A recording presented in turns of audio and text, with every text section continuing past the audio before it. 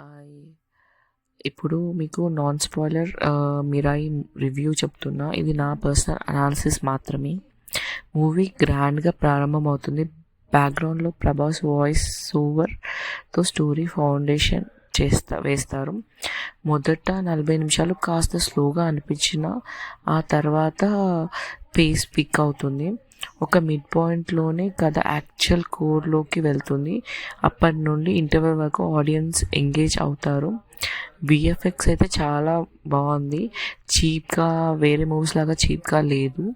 And Teja Hanuman తర్వాత ఇది fluke కాదని ప్రూవ్ చేశాడు.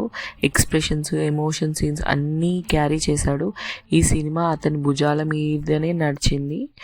అండ్ శ్రేయ ఈ సినిమా కథ లిటరలీ ఆమె చుట్టూనే తిరుగుతుంది. కొన్ని సీన్స్లో Arundhati range vibes, heart of the feeling. అయితే సెకండ్ హాఫ్లో క్యారెక్టర్ కొంచెం వీక్గా అనిపించింది.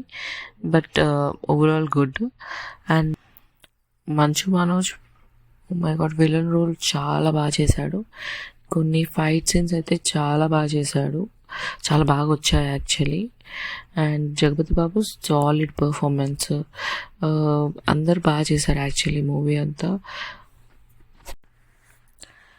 మ్యూజిక్ అయితే సోల్ ఆఫ్ ద మిరాయి. ప్రతి ఎలివేషన్, ఎమోషనల్, డివోషనల్ సీన్స్ అన్నిటినీ మ్యూజిక్ ఎలివేట్ చేసింది. సాంగ్స్ గుర్తుండేలా లేవు కానీ స్కోర్ మాత్రం టాప్ నాచ్. నెగిటివ్ పాయింట్స్ వచ్చేసి ఫస్ట్ 40 minutes స్లోగా ఉంటుంది. హీరోయిన్ సెకండ్ హాఫ్లో కొంచెం క్యారెక్టర్ వీకర్ అయింది. డైలాగ్లో కొన్ని ప్లేస్లో ఇంపాక్ట్ ఇవ్వలేదు. ప్రెడిక్టబుల్ క్లైమాక్స్ కానీ ఎగ్జిక్యూషన్ వల్ల బోర్ కొట్టదు యాక్చువల్లీ. ఓవరాల్ మిరాయి ఒక సాలిడ్ థియేటర్కి experience. Family audience, youngsters, kids అందరూ కలిసి ఎంజాయ్ చేయగల మూవీ. గూస్ బాంబ్ మూమెంట్స్ ఉన్నాయి. విజిల్ వర్త్ సీన్స్ కూడా ఉన్నాయి.